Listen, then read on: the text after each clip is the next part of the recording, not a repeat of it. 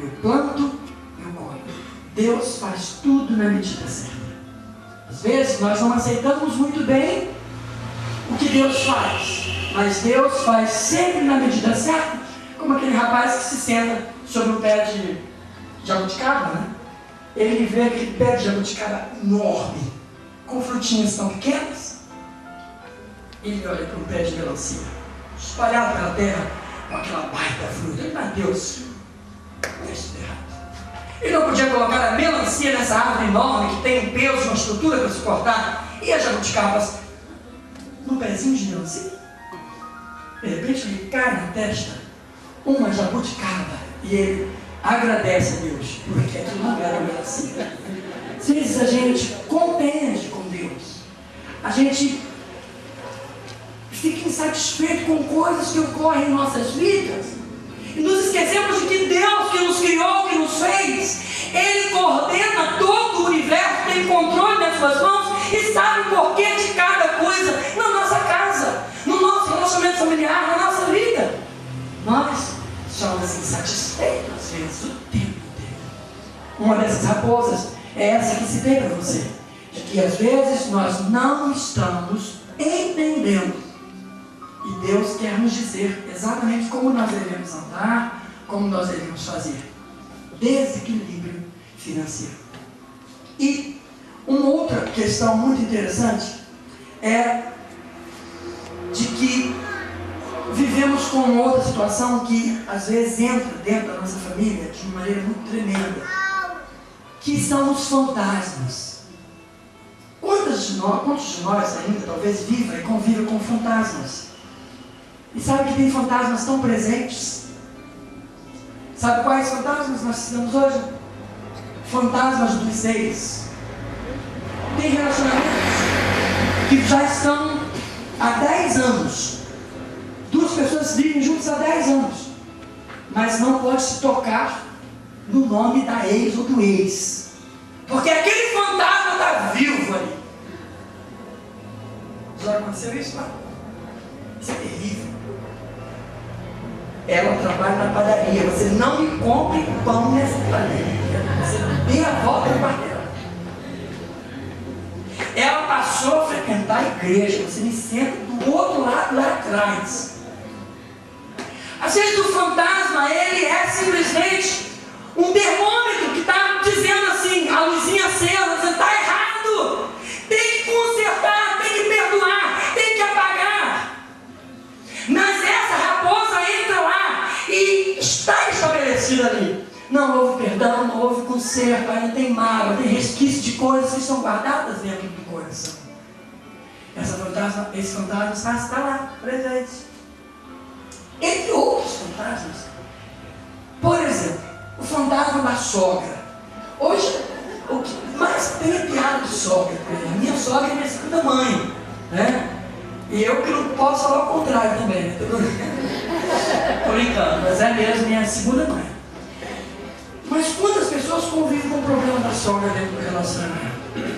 A sogra que interfere, a sogra que fala, a sogra que opina. Na verdade, às vezes isso não é verdadeiro.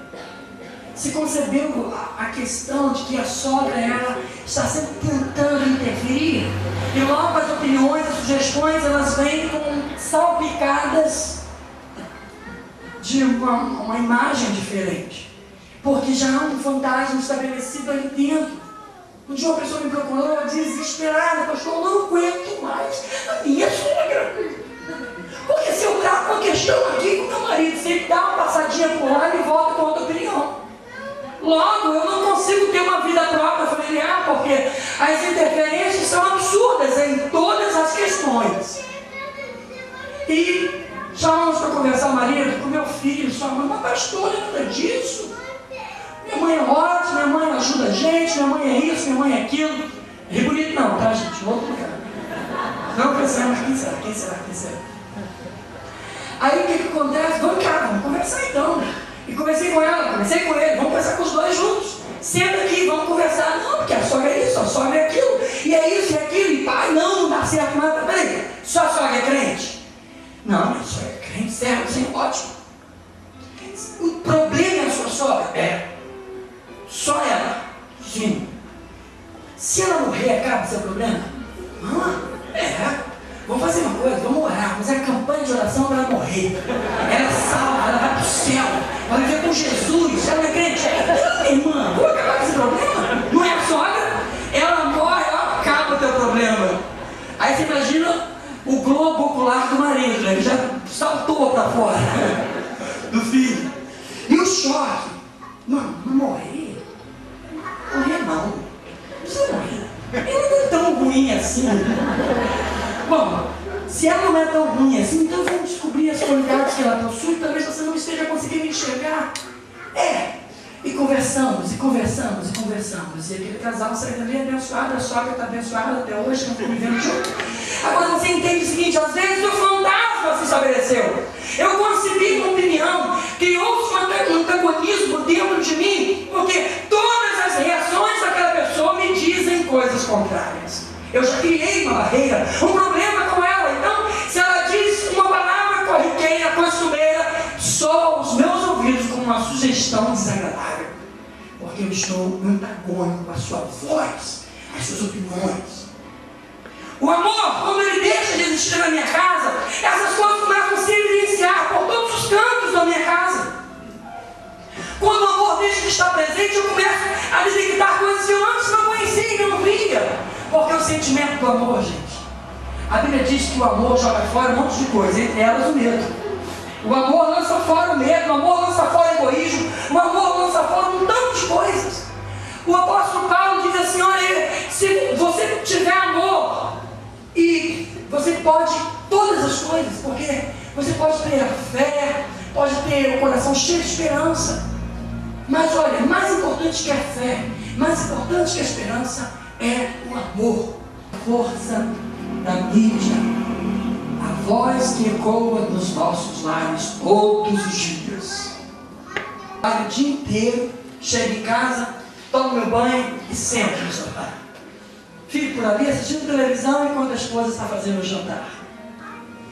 Jantamos, vamos para o quarto assistir os outros programas noturnos. E finalmente, quando lá dá boa noite, a gente dá boa noite aqui, dorme. O nosso tempo, o nosso diálogo foi-se. Uma vez alguém disse isso para mim e eu atendi imediatamente. A nossa vida mudou, familiar. Onde fica a televisão na sua casa? Olha, vou te dar um conselho. Se você, casal, tem uma televisão no seu quarto, tire-a.